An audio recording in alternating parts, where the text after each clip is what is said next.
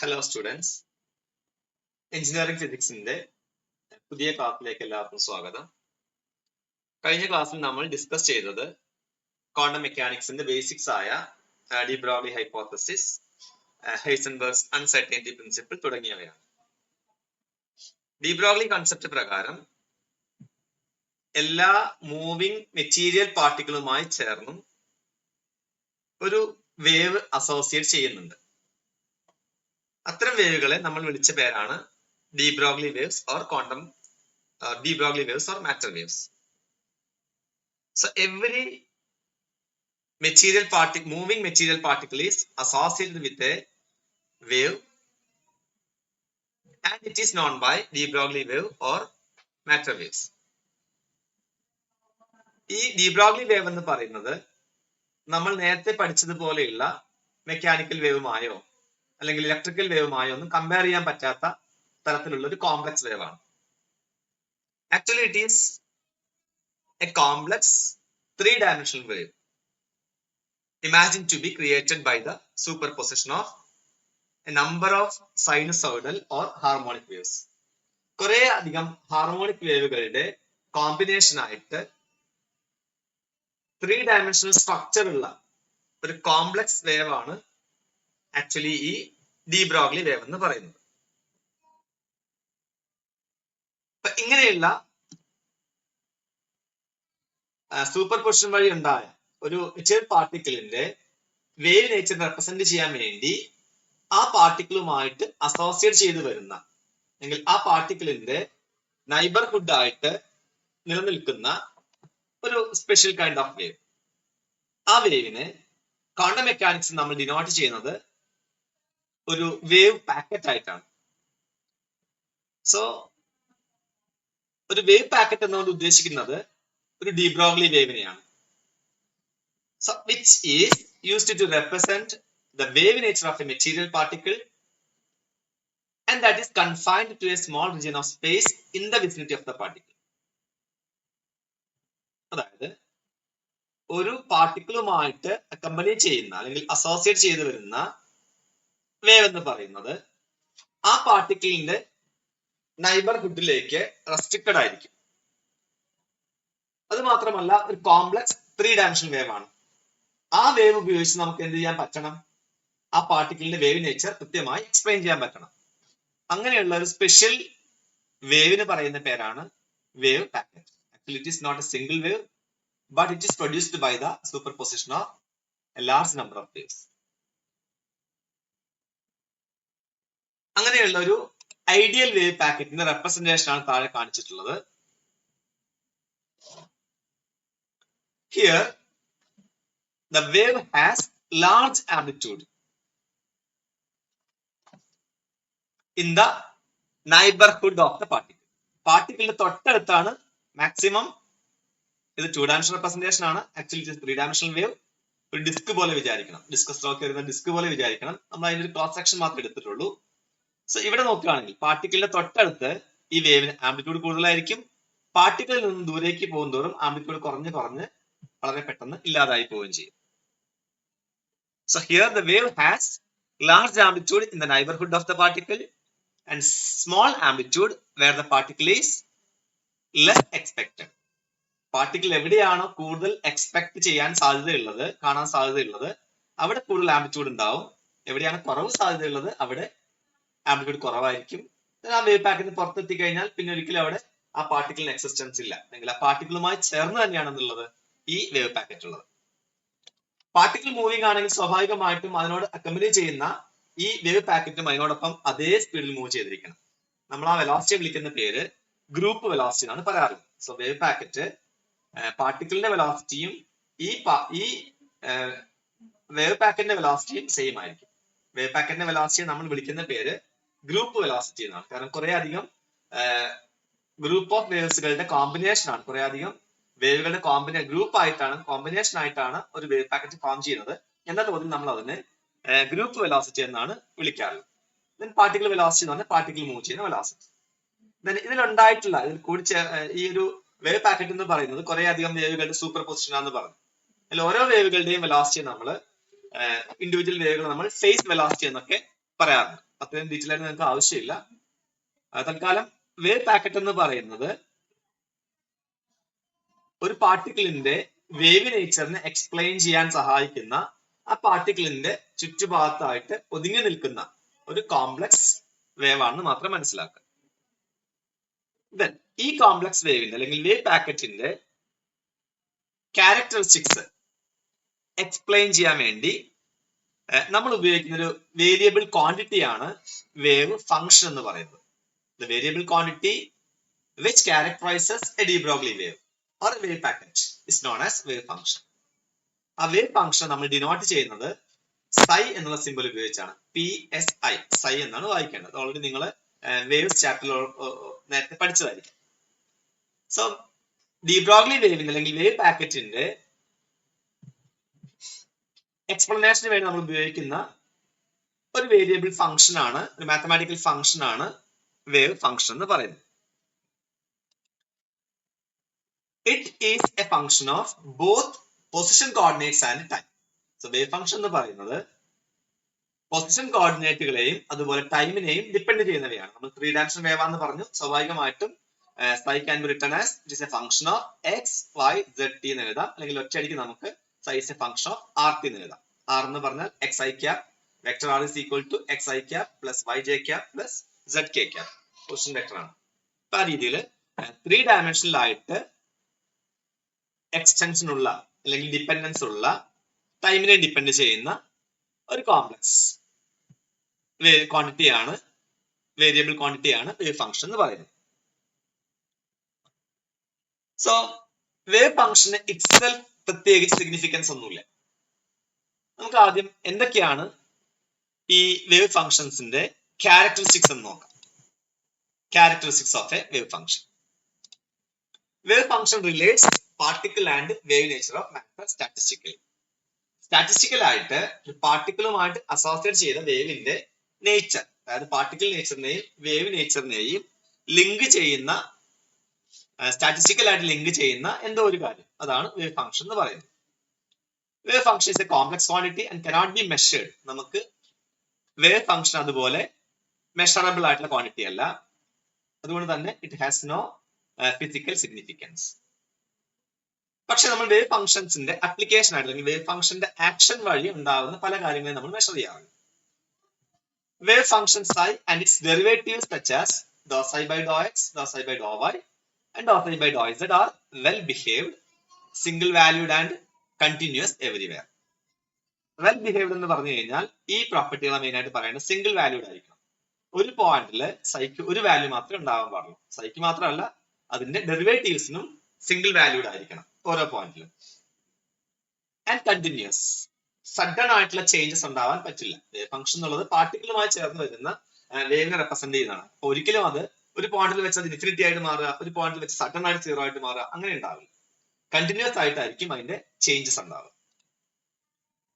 ഇനി പറയാൻ പോകുന്നത്, നമ്മൾ പറഞ്ഞു wave function itself has no significance, physical meaning ഇല്ല എന്ന് പറഞ്ഞു. സോ ഒരു പാർട്ടിക്കിളിനെ കാണാനുള്ള സാധ്യത, probability of finding a particle in unit volume, unit വോളിയത്തിൽ ഒരു പാർട്ടിക്കിളിനെ കാണാനുള്ള സാധ്യത റെപ്രസെന്റ് ചെയ്യാൻ വേണ്ടി നമ്മൾ പ്രോബബിലിറ്റി ഡെൻസിറ്റി എന്ന് പറയുന്ന ടേം ഉപയോഗിക്കാറുണ്ട്. അത് കാണാനുള്ള equation probability density is given by modulus psi square എന്ന് എഴുതാം, അല്ലെങ്കിൽ psi സ്റ്റാർ എന്ന് എഴുതാം. psi എന്ന് പറഞ്ഞാൽ വേവ് ഫംഗ്ഷൻ ആണ്, psi സ്റ്റാർ എന്ന് പറഞ്ഞാൽ psiയുടെ കോംപ്ലക്സ് കോഞ്ചുഗേറ്റ് ആണ്. psiയുടെ വാല്യൂ x പ്ലസ് iy എന്ന് എഴുതുകയാണെങ്കിൽ psi സ്റ്റാറിന്റെ വാല്യൂ x മൈനസ് iy ഫോമിൽ ആവും. സോ യൂണിറ്റ് വോളിയത്തിൽ പാർട്ടിക്കിളിനെ കാണാനുള്ള പ്രോബബിലിറ്റി നമ്മൾ ഏത് വെച്ചാ കാണാറുള്ളത്? പ്രോബബിലിറ്റി ഡെൻസിറ്റി എന്ന് പറയുന്ന ടേം വെച്ചാണ്, which is given by square of the magnitude of wave function. Okay, ഇനി ഏതെങ്കിലും ഒരു ഏരിയയില്, സ്മോൾ ഏരിയയില് dx dy dz എന്ന് പറയുന്ന സ്മോൾ ഏരിയയില് ആ പാർട്ടിക്കിളിനെ കാണാനുള്ള പ്രോബബിലിറ്റി ചോദിക്കുകയാണെങ്കിൽ എന്ത് ചെയ്താൽ മതിയാവും? p is equal to probability p is equal to probability density നമുക്കറിയാം എന്താ, യൂണിറ്റ് വോളിയത്തിലെ പ്രോബബിലിറ്റി കാണാനുള്ള ഇക്വേഷൻ psi സ്ക്വയർ ആണ്. അപ്പോ ഇൻറ്റു ഏതാണ് സ്പെസിഫിക് വോളിയം കൊണ്ട് മൾട്ടിപ്ലൈ ചെയ്ത് കഴിഞ്ഞാൽ ആ വോളിയത്തിൽ ആ പാർട്ടിക്കിളിനെ കാണാനുള്ള പ്രോബബിലിറ്റി നമുക്ക് ലഭിക്കും. So probability p is equal to modulus psi square dx dy dz. Then ഒരു വേവ് ഫംഗ്ഷന്റെ ഒരു ഇമ്പോർട്ടന്റ് പ്രോപ്പർട്ടി ആണ് A wave function can be normalised.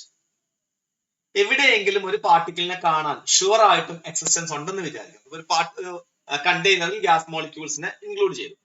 അപ്പൊ ഒരു ഗ്യാസ് മോളിക്യൂൾ തീർച്ചയായിട്ടും ക്ലോസ്ഡ് കണ്ടെയ്നർ ആണെങ്കിൽ ആ ഗ്യാസ് മോളിക്യൂൾ ആ കണ്ടെയ്നർ ഉള്ളിൽ ഉണ്ടാവണം, ഒരിക്കലും പുറത്തു പോകാൻ സാധ്യതയില്ല. ക്ലോസ്ഡ് ആണെങ്കിൽ, ഐസൊലേറ്റഡ് ആണെങ്കിൽ, പോകാനുള്ള വഴിയൊന്നുമില്ലെങ്കിൽ തീർച്ചയായിട്ടും ആ പാർട്ടിക്കിൾ ആ ബോക്സിന്റെ ഉള്ളിൽ തന്നെ എക്സിസ്റ്റ് ചെയ്തേ മതിയാവും. അപ്പൊ ആ പാർട്ടിക്കിൾ നമ്മൾ ആ ബോക്സിനുള്ളിൽ എവിടെയെങ്കിലും നമുക്ക് ആ പാർട്ടിക്കിളിനെ കണ്ടെത്താൻ പറ്റണം. അതുപോലെ ഒരു പാർട്ടിക്കിൾ എവിടെയെങ്കിലും ഏതെങ്കിലും ഒരു വോളിയത്തിൽ dx dy dz എന്ന് പറയുന്ന ഒരു വോളിയത്തിൽ എക്സിസ്റ്റ് ചെയ്യുന്നു എന്ന് ഉറപ്പാണെങ്കിൽ ആ വോളിയത്തിലേക്ക് നമ്മൾ പ്രോബബിലിറ്റിയെ ഇന്റഗ്രേറ്റ് ചെയ്ത് കഴിഞ്ഞാൽ പ്രോബബിലിറ്റിയുടെ വാല്യൂ നമുക്ക് എത്രയായിട്ട് കിട്ടിയിരിക്കണം?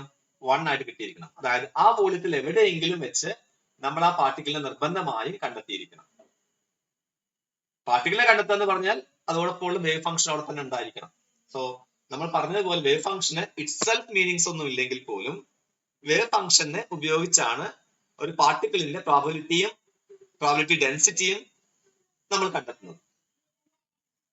So A wave function should be normalised.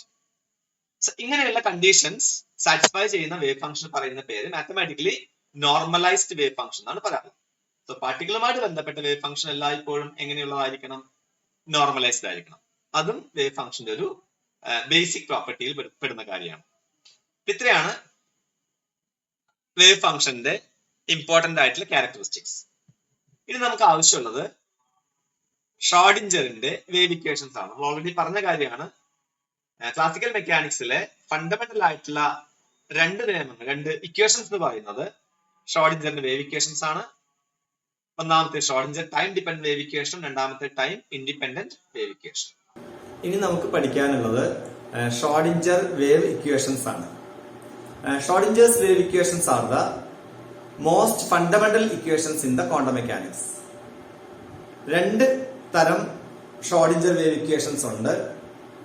ഒന്ന് time dependent Schrodinger wave equation, രണ്ടാമത്തേത് time independent Schrodinger wave equation. എന്താണ് ഷ്രോഡിഞ്ചർ വേവ് ഇക്വേഷൻസ് ഉപയോഗിക്കുന്നത്? എവിടെയാണ് അല്ലെങ്കിൽ എന്തിനു വേണ്ടിയാണ് നമ്മൾ ഷ്രോഡിഞ്ചർ വേവ് ഇക്വേഷൻസ് ഉപയോഗിക്കുന്നത്? ക്വാണ്ടം മെക്കാനിക്സിലെ ബേസിക് കൺസെപ്റ്റ് പ്രകാരം എല്ലാ മൂവിംഗ് പാർട്ടിക്കിൾസുമായും അസോസിയേറ്റ് ചെയ്തൊരു വേവ് ഉണ്ട്. ആ വേവിന് നമ്മൾ പറയുന്ന പേരാണ് D Broglie wave or matter waves. ഈ മാറ്റർ വേവ്സിനെ റെപ്രസെന്റ് ചെയ്യാൻ വേണ്ടി ഉപയോഗിക്കുന്ന ഒരു വേരിയബിൾ ക്വാണ്ടിറ്റിയാണ് വേവ് ഫംഗ്ഷൻ. ഇങ്ങനെയുള്ള വേവ് ഫംഗ്ഷന്റെ ഒരു മാത്തമാറ്റിക്കൽ ഫോം ഓഫ് റെപ്രസെന്റേഷൻ ആണ് Schrödinger wave equations. So Schrödinger wave equation describes the wave nature of particles or it gives an expression for de Broglie waves. So de Broglie waves ന്റെ ഒരു mathematical formulation ആയിട്ടാണ് ഷ്രോഡിഞ്ചേഴ്സ് wave equation വരുന്നത്. ഒരു വേവിന്റെ equation ആയതുകൊണ്ട് തന്നെ ഈ Schrödinger wave equation നമ്മൾ ഡിറൈവ് ചെയ്യുന്നത് പ്ലെയിൻ വേവിന്റെ ഇക്വേഷൻ സ്റ്റാർട്ട് ചെയ്തതാണ്. പ്ലെയിൻ വേവിന്റെ ഇക്വേഷനോട് കൂടെ ഇപ്പൊ നിങ്ങൾ സെക്കൻഡ് ചാപ്റ്ററിൽ വേവ്സിനെ കുറിച്ച് 1 ഡയമെൻഷണൽ വേവിന്റെ ഇക്വേഷനും അതുപോലെ 3 ഡയമെൻഷണൽ വേവിന്റെ ഇക്വേഷൻ ഒക്കെ പഠിച്ചു കഴിഞ്ഞാണ്. അപ്പൊ ഇങ്ങനെയുള്ള വേവിന്റെ ഇക്വേഷനുമായി പ്ലെയിൻ വേവുകളുടെ ഇക്വേഷനുമായി ചേർന്ന് ഐൻസ്റ്റൈന്റെ ഫോട്ടോൺ എനർജി കാണാനുള്ള ഇക്വേഷനും അതായത് ഈസ് ഈക്വൽ ടു h എന്നുള്ള ഇക്വേഷനും അതുപോലെ തന്നെ ഡി ബ്രോഗ്ലി വേവ് ലെങ്ത്തിന്റെ ഇക്വേഷനും ലാംഡ ഈക്വൽ ടു h/p എന്ന ഇക്വേഷനും, ഈ രണ്ട് ഇക്വേഷനും കൂട്ടിച്ചേർത്തുകൊണ്ടാണ് നമ്മൾ ഷ്രോഡിഞ്ചർ വേവ് ഇക്വേഷൻ ഡിറൈവ് ചെയ്യാറുള്ളത്. നമുക്കറിയാം കോംപ്ലിക്കേഷൻ ഒഴിവാക്കാൻ വേണ്ടി നമ്മൾ ആദ്യം ചെയ്യുന്നത് 1 ഡയമെൻഷൻ വേവിന്റെ കാര്യം മാത്രമാണ് പരിഗണിക്കുന്നത്. ഡെറിവേഷന്റെ അവസാനം നമ്മൾ ആ ഇക്വേഷനെ 3 ഡയമെൻഷൻ ഫോമിലേക്ക് മാറ്റി എക്സ്പ്ലെയിൻ ചെയ്യും. ഫോർ എക്സാമ്പിൾ, പോസിറ്റീവ് എക്സ് ഡയറക്ഷനിൽ മൂവ് ചെയ്യുന്ന ഒരു പ്ലെയിൻ വേവ്, പോസിറ്റീവ് എക്സ് ഡയറക്ഷനിൽ മൂവ് ചെയ്യുന്ന ഒരു പ്ലെയിൻ വേവ്, ആ പ്ലെയിൻ വേവിന്റെ വേവ് ഫംഗ്ഷന് നമ്മൾ സൈ എന്ന് എഴുതും. വേവ് ഫംഗ്ഷൻ നമ്മൾ യു എന്ന് എഴുതാറുണ്ട്, വേറെ പല സിമ്പിൾസും ഉപയോഗിക്കാറുണ്ട്. അതുപോലെ തന്നെ ഉപയോഗിക്കാൻ പറ്റാവുന്ന സിമ്പിൾ ആണ് സൈ എന്ന് പറയുന്നത്. PSI ഓൾറെഡി പഠിച്ച കാര്യമായിരിക്കാം. ഇത് PSI സൈ എന്നാണ് വായിക്കേണ്ടത്. സോ സൈ എന്ന് പറയുന്ന wave function one dimension wave ആയതുകൊണ്ട് തന്നെ it is A function of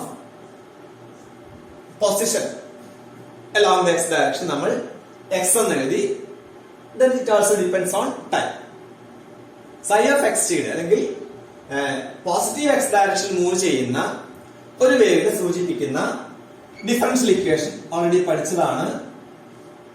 Dr square psi divided by dou x square is equal to 1 by v square into dou square psi divided by dou t square. Partial ഡെറിവേറ്റീവിന്റെ simple ആണ് നമ്മൾ ഡോ എന്ന് എഴുതാറുള്ളത്. ഡോ del എന്ന് എഴുതാറുണ്ട്. Del വേറെ simple ഉള്ളതുകൊണ്ട് തന്നെ നമ്മൾ സാധാരണ ഉപയോഗിക്കാറുള്ളത് DOH.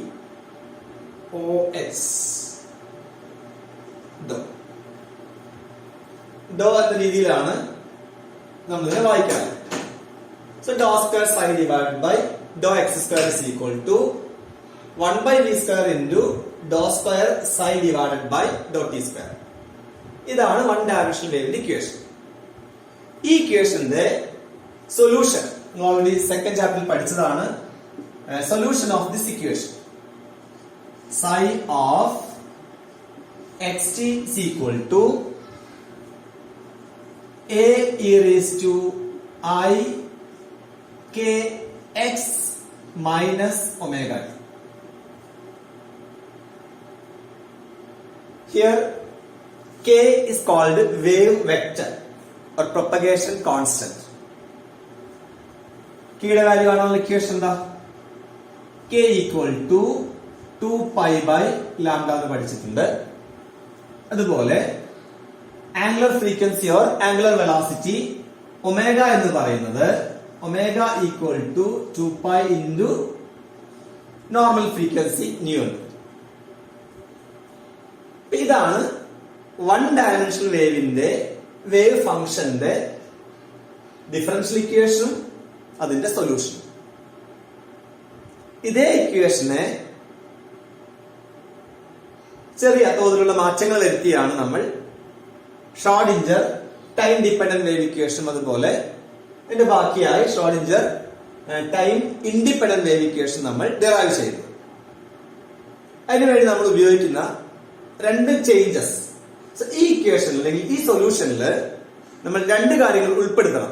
ഒന്ന്, ഫോട്ടോണിന്റെ എനർജി കാണാനുള്ള equation which is E equal to h nu equation. So ഇത് ഡിഫറൻഷ്യൽ ഇക്വേഷൻ ആണ്. ഞാൻ ഇക്വേഷൻ നമ്പർ 1 എന്ന് എഴുതി. ഇത് അതിന്റെ സൊല്യൂഷൻ ആണ്. ഇക്വേഷൻ നമ്പർ 2 എന്ന് എഴുതി. സോ ഇനി എനിക്ക് ഈ സൊല്യൂഷനിൽ ഉൾക്കൊള്ളിക്കേണ്ട രണ്ട് കാര്യങ്ങൾ, ഒന്ന് E equal to h nu എന്ന ഇക്വേഷൻ പ്രകാരം എനർജിയെ നമ്മൾ അതിലേക്ക് ഉൾക്കൊള്ളിക്കാൻ ശ്രമിക്കണം. അതുപോലെ lambda equal to h by p, ഇതാണ് ഡി ബ്രോഗ്ലി കാണാനുള്ള ഇക്വേഷൻ. ഈ ഇക്വേഷൻ നിന്ന് പി എന്ന ടൈമിനെയും അവിടെയൊക്കെ ഉൾക്കൊള്ളിക്കാൻ പറ്റണം. ഈ രണ്ട് കാര്യങ്ങളാണ് ഞാൻ ഈ സൊല്യൂഷനിലേക്ക് ഉൾക്കൊള്ളിക്കാൻ ശ്രമിക്കുന്നത്. അതിനുവേണ്ടി നമുക്കറിയാം ഈക്വൽ ടു h ന്യൂവിലെ ഫ്രീക്വൻസിക്ക് പകരം omega equal to 2 pi nu എന്നുണ്ടല്ലോ. So h into E is equal to h into frequency is equal to omega divided by 2 pi എന്ന് എഴുതാം. omega divided by 2 pi. Then h by 2 pi എന്ന് പറയുന്നത് h cross ആണ്. So which is equal to h cross omega. Or we can write E equal to h cross omega ആണല്ലോ. So omega is equal to E divided by h cross എന്ന് substitute ചെയ്യും.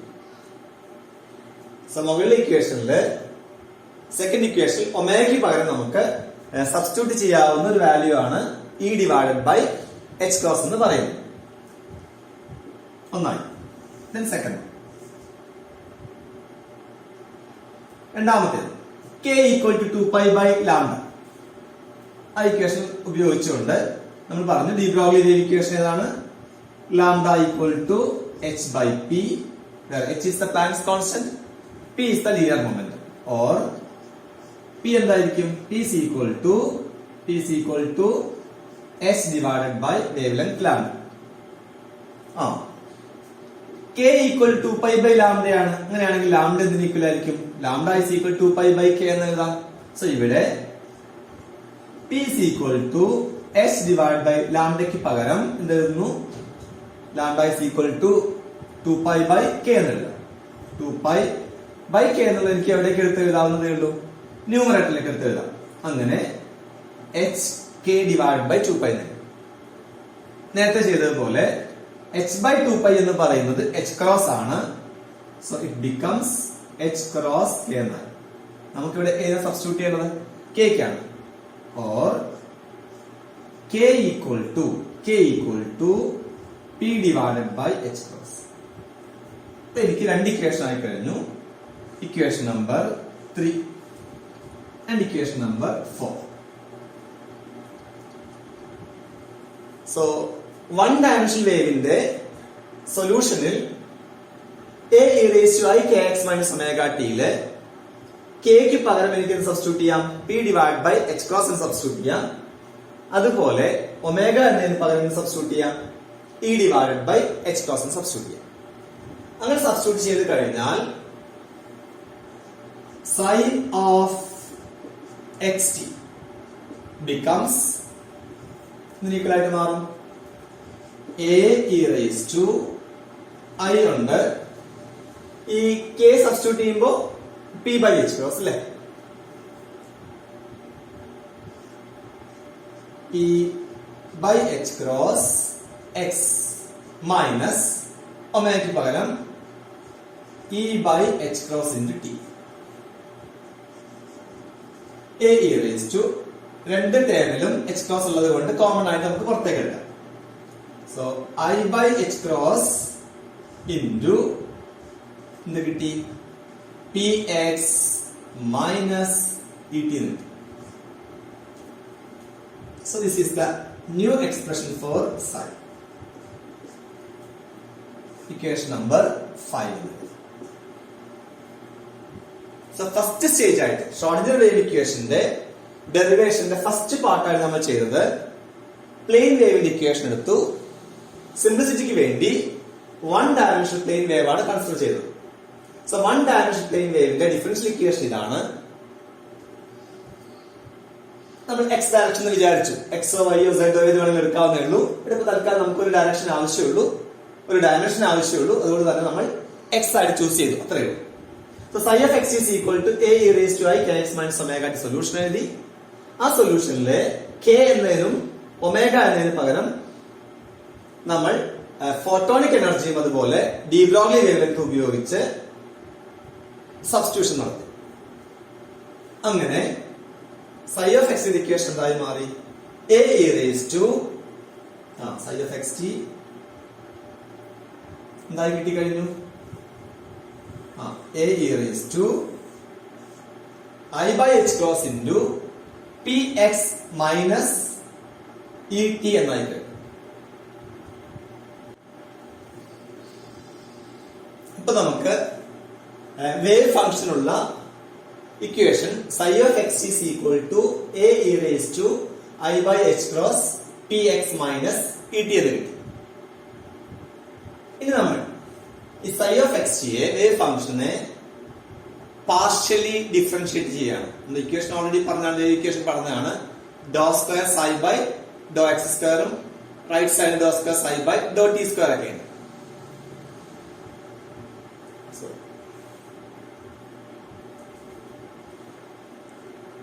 അപ്പൊ നമുക്ക് wave ഫംഗ്ഷന്റെ equation psi of x is equal to a e raised to i by h cross px minus et എന്ന് ലഭിച്ചു. നമ്മൾ ഈ വേവ് ഫംഗ്ഷനെ പാർഷ്യലി ഡിഫറൻഷിയേറ്റ് ചെയ്യാം. വിത്ത് റെസ്പെക്ട് ടു എക്സ് ചെയ്യാം, അതുപോലെ വിത്ത് റെസ്പെക്ട് ടു ടൈം ചെയ്യാം. Since psi is a function of x and t. ആദ്യം ചെയ്യുന്നത് we are finding the partial derivative of this wave function with respect to x. x നെ base ചെയ്തുകൊണ്ട് partial derivative കാണുന്നു. So first degree derivative ആണെങ്കിൽ ഡോ psi by Dr x equal to ഇവിടെ അതുപോലെ ഡോ ബൈ ഡോ എക്സ് ഓഫ് ഇത് മുഴുവൻ എഴുതണം അല്ലെ.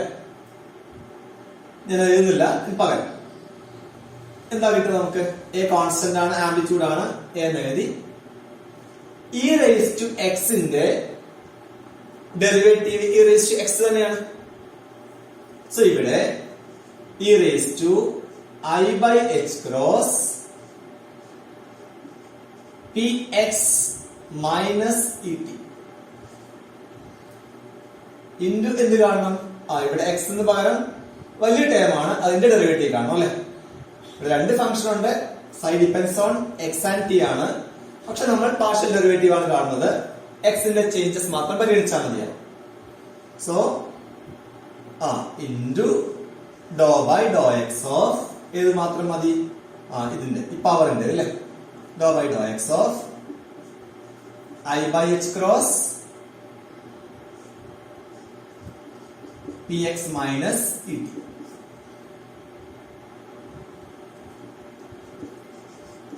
A e raised to I by h cross px minus et into with respect to x ആണ് I divided by h cross constant p already px I by h cross px അല്ലേ. So with respect to x I by h cross p ഏത് ആവശ്യമില്ല, time ആവശ്യമില്ല, partial derivative ആണ്. So നമുക്ക് എന്ത് കിട്ടി? Equation ഇവിടെ a e raised to I by h cross px minus et എന്നതിന് പകരം വേവ് ഫംഗ്ഷൻ psi എന്ന് എഴുതാമല്ലോ. സോ ഈ ഇക്വേഷനെ നമ്മൾ എന്ത് എഴുതുന്നു? I divided by h cross p into ഈ ടേമിന് നമ്മൾ വീണ്ടും എന്തായി തന്നെ എഴുതുന്നു? psi എന്ന് തന്നെ എഴുതുന്നു. സോ ഡോ psi divided by ഡോ x എന്ന് പറയുന്നത് I by h cross p psi ക്ക് ഈക്വൽ ആയി. ഇനി ഇതിന്റെ second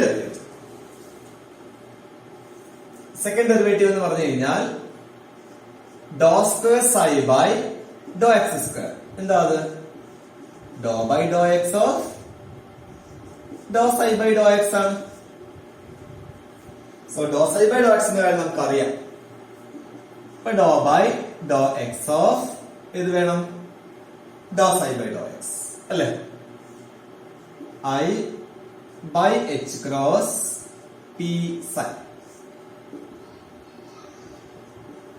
I by h cross p വെളിയിലെടുത്തു, ബാക്കി എന്താ? എല്ലാം കോൺസ്റ്റന്റ് ആണല്ലോ. ഡോ psi by Dr x equal to I by h cross p into ഡോ psi by Dr x already പഠിച്ചതാണ്. I by h cross p psi I by h cross p psi. So I into I square. I square ന്റെ value നമുക്കറിയാം -1 ആണ്. So I square by h cross square p square psi equal to I square ന്റെ value -1 ആയതുകൊണ്ട് -1 by h cross square into p square psi minus p square psi divided by h cross square അല്ലേ. Minus p square psi divided by h cross square. അതാണ് ഡോ square psi by Dr x സ്ക്വയറിന്റെ equation. So ഡോ square psi by Dr x square is equal to minus p square psi divide by h cross square. നമുക്കിതിലെ p square side ഫോമിലേക്ക് മാറ്റി എഴുതിയാൽ ഇതിന് പിന്നെ ഓർമ്മയുണ്ടാവണം, നമുക്ക് വീണ്ടും സൈഡ് ഇക്വേഷൻ ആവശ്യമുണ്ട്.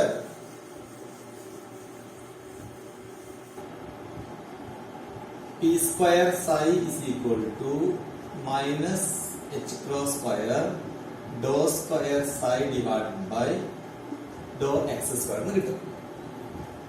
സോ ഇത് നമ്മുടെ ഇക്വേഷൻ നമ്പർ 6. സോ ഇത് നമ്മുടെ ഇക്വേഷൻ നമ്പർ 5 ആയി. ഇത് നമ്മൾ psi എന്ന് പറയുന്ന ഒരു ഫംഗ്ഷനെ ടൈം ബേസ്ഡ് ആയി പാർഷ്യൽ ഡെറിവേറ്റീവ് കാണുകയാണെങ്കിൽ dou psi by Dr t which is equal to a e raise to i by h cross ഇതുപോലെ തന്നെ വേണം p x minus E t into derivative of the power dou by Dr t of i by h cross p x minus E t. Okay, which is equal to ഇത് നമുക്ക് എന്ത് എഴുതാം? സൈ എന്ന് തന്നെ എഴുതാം അല്ലെ. Psi into I by h cross dou by dou t of px minus ct യിലെ ഇത് x ന്റെ ടൈം ആണ്, ഇതാണ് ടൈമിന്റെ ടൈം. ഒരു മൈനസ് ഉണ്ട്, അപ്പൊ മൈനസ് ഇ വരും അല്ലെ. So minus i e by h cross psi അപ്പുറത്തേക്ക് എടുത്ത് എഴുതാം. അങ്ങനെയാണെങ്കിൽ നമുക്ക് എന്ത് കിട്ടും? Minus i by h cross e sine ആണ്. ലെഫ്റ്റ് സൈഡില് ഡോ സൈ ബൈ ഡോ. നമുക്ക് ഈ സൈഡ് പി സ്ക്വയർ സൈ എഴുതിയത് പോലെ ഈ സൈഡ് ലെഫ്റ്റ് സൈഡിലാക്കി എഴുതണം. സോ ഈ psi equal to h cross ഇങ്ങോട്ട് വരും, അത് താഴേക്ക് വരും അല്ലെ, മൈനസ് ഇങ്ങോട്ട് വരും. Minus h cross by i into dou psi by dou. ഈ ഐ എന്നുള്ളതിന്റെ മുകളിലേക്ക് എടുത്തു കഴിഞ്ഞാൽ മൈനസ് ഐ എന്ന് എഴുതിയാൽ മതി. മൈനസ് മൈനസ് ക്യാൻസൽ ആയി i h cross Dr psi by dot എഴുതാം. ഇനി അത് മനസ്സിലാക്കാൻ ബുദ്ധിമുട്ടാണെങ്കിൽ നമ്മൾ ചെയ്താൽ മതി. ഞാൻ ഇങ്ങനെ മൈനസ് എച്ച് ക്രോസ് എഴുതി, മുകളിലും ഐ കൊണ്ട് മൾട്ടിപ്ലൈ ചെയ്തു, താഴെയും ഞാനൊരു ഐ കൊണ്ട് മൾട്ടിപ്ലൈ ചെയ്തു. ഓൾറെഡി ഒരു ഐ താഴെ ഉണ്ട്, ഒരു ഐ കൊണ്ട് കൂടെ മൾട്ടിപ്ലൈ ചെയ്തു. ഡോ സൈ ബൈ ഡോട്ട് എന്താവും? ഐ സ്ക്വയർ മൈനസ് 1 അല്ലേ. മൈനസ് 1 മൈനസും മൈനസും ക്യാൻസൽ ആകും, ബാക്കി i h cross Dr psi by dot. So i h cross Dr psi by dot which can be taken as equation number 7. So രണ്ട് equation ആയി. P square psi എന്ന് പറയുമ്പോൾ minus h cross square Dr square psi by Dr x square. അതുപോലെ E psi എന്ന് പറയുന്നത് i h cross Dr psi by Dr t. ഞാൻ ആ equation മുകളിലേക്ക് എഴുതുന്നു. E psi equal to i h cross Dr psi divided by Dr T.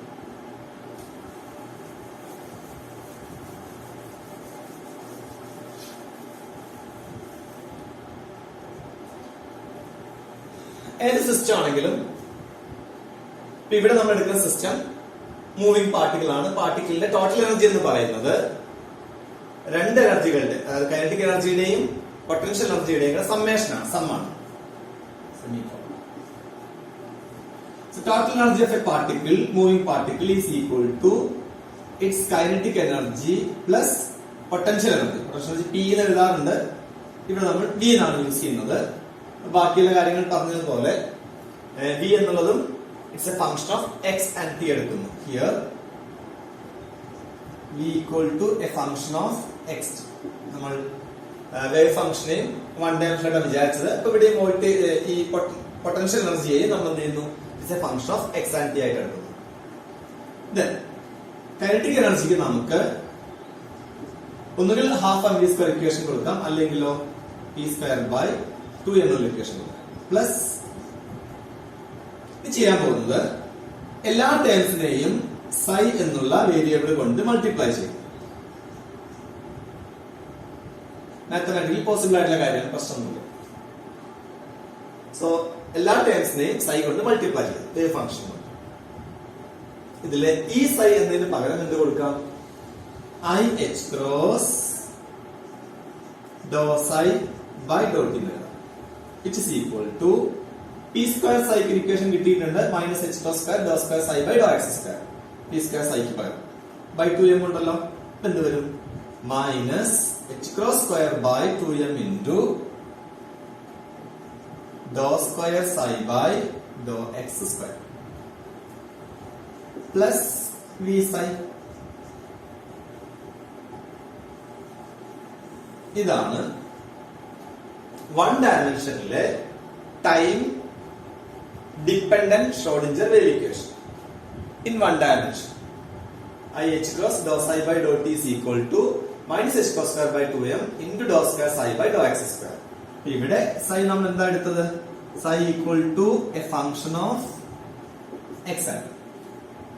ഇതിന് പകരം 3 dimension ആണെങ്കിൽ psi is a function of x, y, z, t എന്ന് എഴുതുന്നത് അല്ലേ?